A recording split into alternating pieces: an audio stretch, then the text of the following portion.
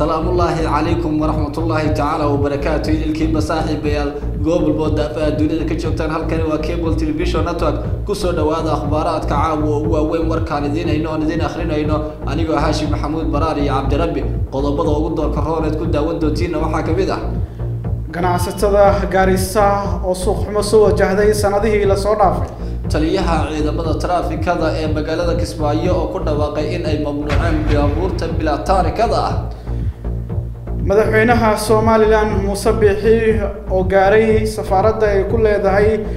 dalkaasi Itoobiya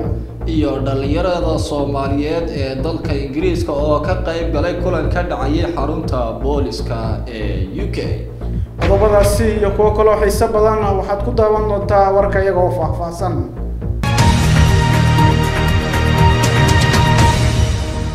markale isu soo noqod wacana wanaagsan daawadayaal aan ku bilaaway ganacsatada degan ismaamulka Gaarisa ayaa guud ahaan ka cabanayso suuq xumo soo wajahday sanadihii la soo dhaafay ayagoo ku saleynaya suuq xumadaasi doorashadii dhacday 2017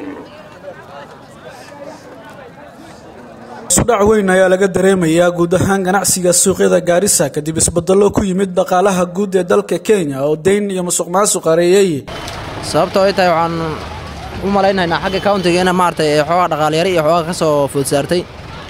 marka dad arkaysa wadada dhex taagan waxa qashin u dhaxyaala waxa oo qodaar ilaaho guuran oo jidadka dhexdooda lagu gado hadda wad arkaysa aad naftaada marka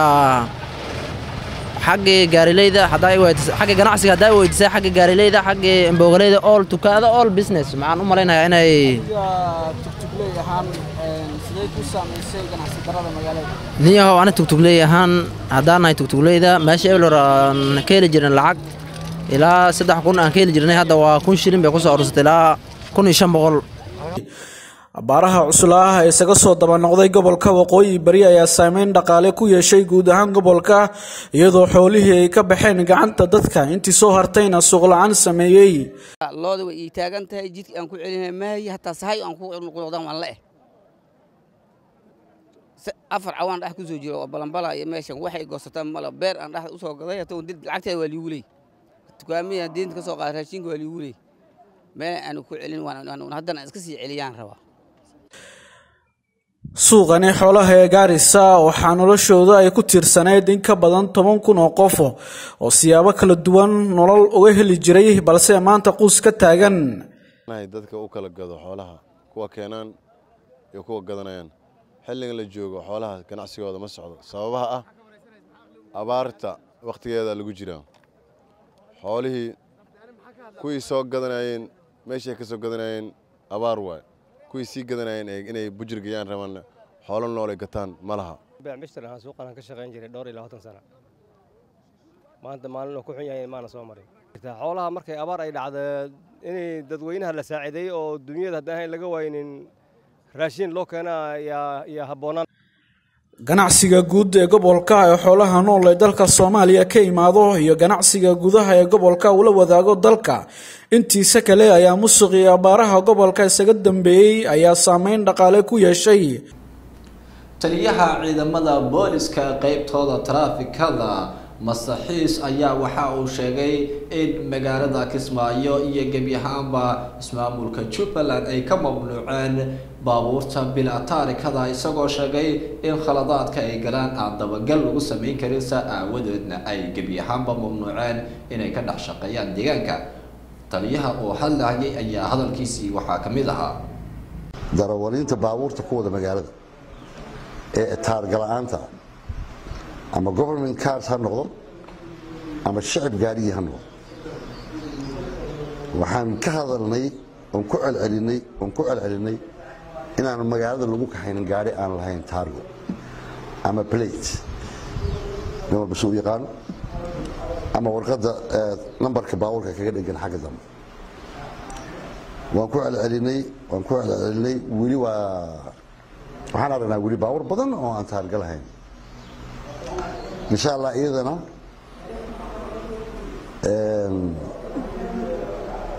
hawlgalkan aan hadda bilownay ee ku jiro canshuurta wadooyinka waxaa la socda taargada la socda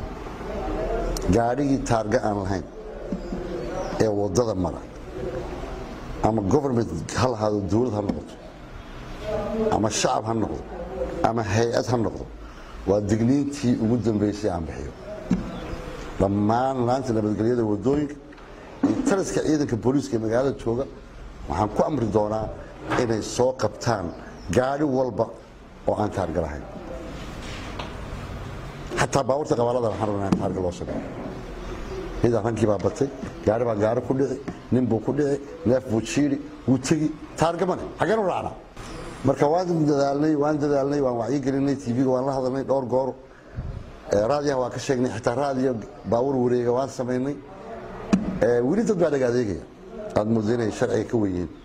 taargadii bay gashanayaan ama wuxuuba gashanayaa taankii baawurka meesha dambe ama wuxuu saaranayaa khaaradda afka hore waay sababta maxay tahay maxaa loo sii waxaa loo sii gaarigaas in lagu arka nambarkiisa markuu wadada marayo madaxweynaha Soomaaliland Muuse Biixi ayaa gaaray safaaradda ay Soomaaliland ku leedahay magaalada Addis Ababa ee dalka Ethiopia warbixintaasina waxaa inoo haya Cabdikariim Salax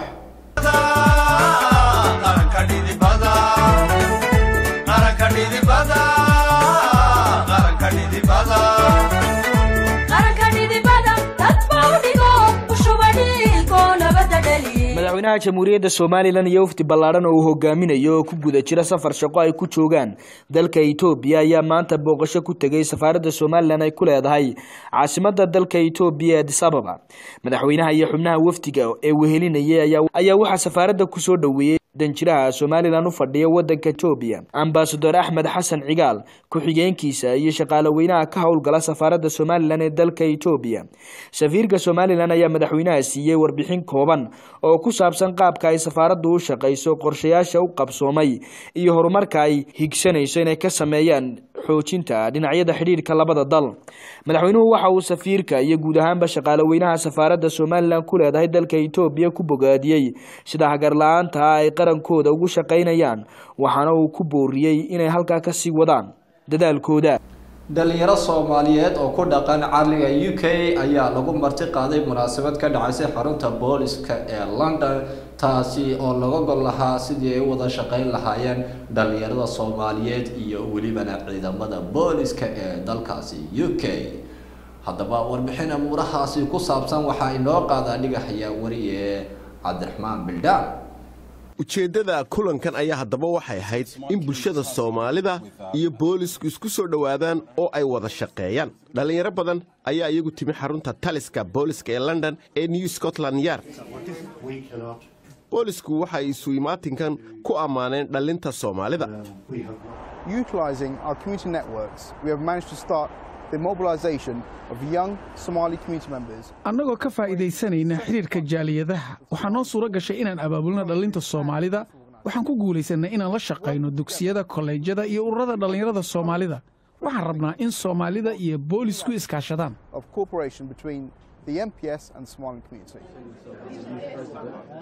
xubno ka tirsan booliska oo Soomaali asalkoodu yahay ayaguna qayb ka ah kulankan ay ciidanku doonayeen inay bulshada Soomaalida kula shaqeeyaan si looga hortago dambiyada dhalinta Soomaalida ee ku nool dalka UK waxay waajahayaan dhibaatooyin kala duwan si taas loo xaliyo ayaana xiriirka labada dhinac la doonaya in kor loo qaado oo la hagaajiyo waxaana qiime lagu sameyn doonaa 6 biloodba mar knife crime-kii waa arrin cusub county line la yiraaho xabsigii baan ka buuxnaa shir la iska hadlay kalimaha maanta waxaan la tashaday commissioner Cressida iyo teamka engagement-ka London marka waxaan ku yiri objectives baan inay dhiibaynaa haddaan Somali community nahay kow laba saddex whatever aan decide karayno anagu wixii aan ku tashano saddexda objective baan inay dhiibaynaa waxaan doonaynaa in baraka commanderskii objectives-kan ugu dhiibtiin ay la tashadaan Somali community gaar ahaan local level markaas insha Allah adigu muddo 6 months markay noqoto evaluation ma ku sameynaa waxaan eegaynaa dib baan u baarnaa wax xagee marayaan booliska London ayaa iyagu waxay daba rajeynayaan in kulankan uu qayb weyn ka qaato sidii xal loogu heli lahaa oo loo furdaamin lahaa dhibaatooyinka dhalinta Soomaalida la soo gudboonaada shirkan ka dhacay Scotland Yard waxa uu ka mid yahay shirar badan oo laga hadlay arrimaha dambiyada mindiyaha mukhadaraadka dhalaanka badan ee Soomaalida ku jira jeelasha waxaas oo dhan marka la isku soo duubo dad badan ayaa cilmiga bulshada bartay waxay leeyihiin dhibta ugu weyn waxa weeyaan xagga qoysaska Soomaalida oo burbur ku yimi ama aabbihii aanu kaalintii loogu baahnayd ka qaadanayn laakiinse kuma eedayn karno qoyska Soomaalida dhibaatooyinka taagan waa dhibaatooyin badan oo lala wadaago Soomaalida ee waxay tahay inay tirada Soomaalida ee dhibta ku jirta sii badanayso gaar ahaan markaad eegto imika qurbaha oo meelo badan oo caalamka ah dhalinyaro badan oo Soomaaliya ay jeelasha ku badanayaan isla markaana ay qayb weyn ka yihiin suuqa mukhaadaraadka daayarta ka qayb gashay shirkan ka dhacay xarunta taliska booliska London waxa ay doonayaan in ciidamadu ay dhiirigeliyaan dharinta isla markaana la wada shaqeeyo iyo police marmar waxa dareemayna inuu target waxaas heno soo shirka waxa rabnaa hano si inagu iyo police inuu positive relations menon sida kabacdi ciyaalha caawin buu wax karan police-ka because hado waxa ima karan khiyaalo badan oo mental health hado ku dhici kara soo waalidkana loo socdaa wax kasta iskuulka day ama ay dibadda baxayaan waxaas hado loo socdaan ogaadaan waxay sameeyaan halka ku maqan waxa ogaadaan laakiin boolisku dhankooda waxay waalidiinta iyo dhalintaba siiyeen talooyin la xidhiidha sida looga gaashaaman karayo falalka dambiyada iyo sida ay isu caawin karaan dhalinyarada dhexdooda iyagoo garab ka helaya waalidkood waxa ugu weyn ee dadka u sheegaynaa waxa weeye si ay qoysaskooda uga ilaaliyaan faldanbiyaadka aanu London ku aragno aad u feejignaada haddii aynu wax dhib ah aragtaan ama dareentaan cid aan ku kalsoon tihiin u sheega booliiska u kaalaya ama macallin ama qof ka tirsan jaaliyadiina waalidku carruurtooda ha ogaadaan oo ha ka warhayaan ha u fiirsadaan calaamadaha muujinaya inay dhib ku jiraan carruurtiina waxyaabaha fiican ku mashquuliya waalidka dhankooda ayaa iyaguna ka dhiibtay ra'yigooda sida ay u arkaan bal in wax loo hagaajin karayo Aamina Xuseen oo ah hooyo ka soo qayb gashay shirka ayaa iyaduna ila hadashay wallahi waalidiinta maxaa laga rabaa inay ilmaha la hadlaan oo time